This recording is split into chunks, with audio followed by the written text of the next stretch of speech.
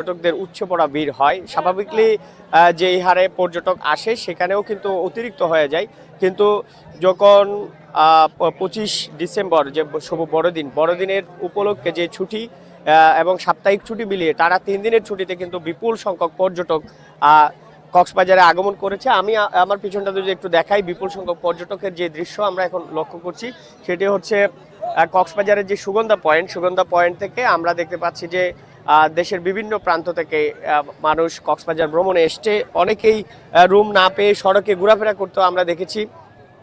বিশেষ করে যারা হচ্ছে আসার আগেই অগ্রিম রুম বুকিং না দিয়েই এখানে কক্সবাজারে চলে এসছে, তাদের কারণে আসলে তারা মূলত এখানে আসার পরেই মূলত তারা রুম না পেয়েই পথে রাস্তার ধারে বিভিন্ন জায়গায় ঘুরতে আমরা দেখেছি।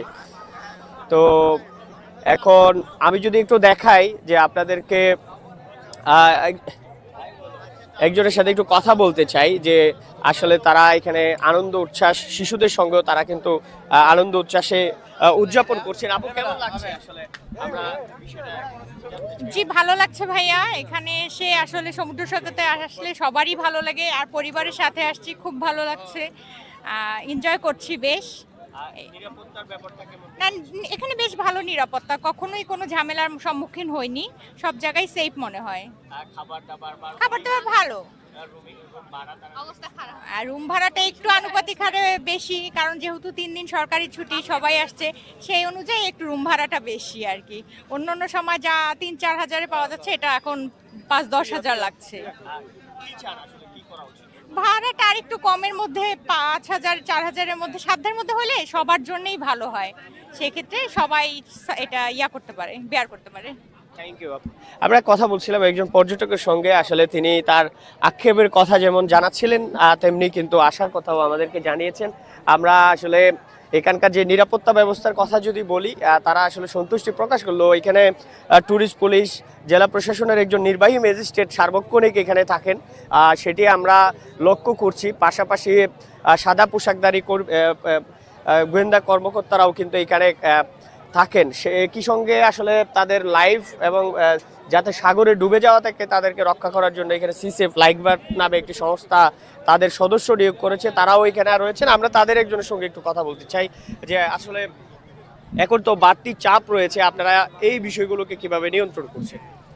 ধন্যবাদ আপনাকে। আসলে 2026 এবং বড়দিনকে ঘিরে কক্সবাজার শহরে অনেক পর্যটকের ভিড়। তো আমরা 3টা বিচে টোটাল 27 জন লাইফগার্ড কাজ করে থাকি। অ্যাডিশনালি আমাদের কিছু ভলেন্টিয়ার আমাদের সাথে অ্যাটেন্ড করে কাজ করে।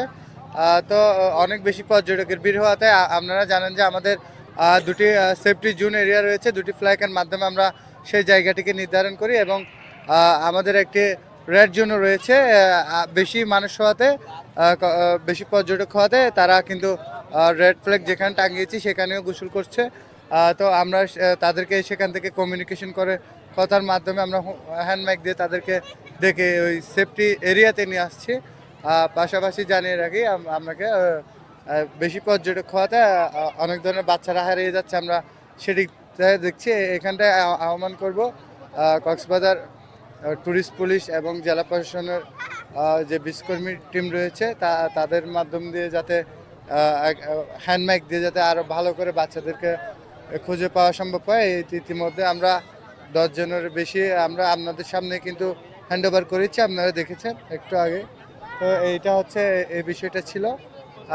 ধন্যবাদ আপনাকে। আমরা আসলে কথা বলছিলাম যে সিসেফ লাইফগার্ডের একজন কর্মীর সঙ্গে। আপনারা হয়তো দেখছেন যে বিপুল সংখ্যক পর্যটক এখানে রয়েছে। আমরা কথা বলতে চাই, আরো অনেক পর্যটক তারা ঘুরতে এসছেন, আরো একজন পর্যটক রয়েছেন, তাদের সাথে যে আসলে কেমন লাগছে নিরাপত্তার ব্যাপারটা যদি? না, অসম্ভব ভালো লাগছে। তারপরে আজকে তো 3 দিন হলিডে ছিল, এই কারণে লোকের একটু বেশি, সব জিনিসপত্রের দাম মনে হয় একটু বেশি হচ্ছে। এই ব্যাপারে কর্তৃপক্ষের তদারকি আর একটু বৃদ্ধি করা উচিত বলে মনে করি।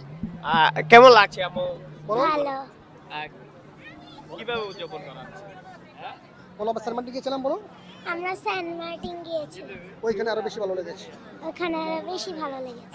আসলে পর্যটকরা শিশু থেকে বৃদ্ধ শুরু করে সবাই কিন্তু এই জায়গাটিতে রয়েছে এবং সুগন্ধা কলাতলি ছাড়াও কিন্তু ইনানি এবং পাটুয়ারটেক সমুদ্র সৈকত সহ বিভিন্ন জায়গায় কিন্তু বিপুল সংখ্যক পর্যটকের সমাগম এখানে ঘটেছে। মূলত আমরা যে খবরটি জানাচ্ছিলাম যে শেষ 10 দিনে অর্থাৎ 2025 সালের শেষ 10 দিনে প্রায় 5 লক্ষাধিক পর্যটক কক্সবাজার ভ্রমণ করবেন, এমন তথ্য পর্যটক সংশ্লিষ্ট ব্যবসায়ীরা আমাদেরকে দিয়েছেন।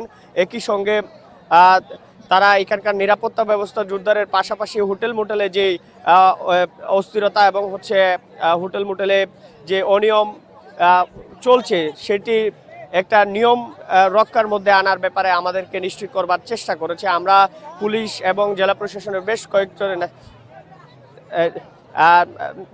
ইয়ের সাথে কথা বলার চেষ্টা করেছি। এই ছিল আমার